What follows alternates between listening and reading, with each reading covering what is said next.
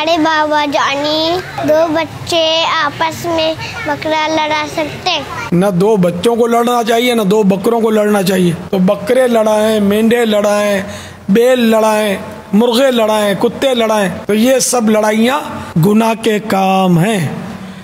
तो मदनी मुन्नों को भी चाहिए कि इस काम से बचें और बकरे ना लड़ाएं, बकरों से दोस्ती करवाएं।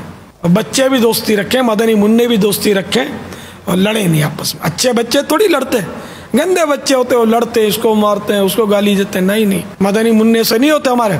अच्छी मदनी मुन्नियाँ भी वो होती हैं जो लड़ती नहीं है। प्यारे पापा जान, अगर बकरा मुझे मार दे तो उसको मार सकता हूँ? बकरे को मुक्का ना मारा जाए, डंडी भी ना मारी जाए, यानी इसको बिला जरूरत किसी किस्म की मशक्कत में ना डाला जाए और तकलीफ इसको ना दी जाए।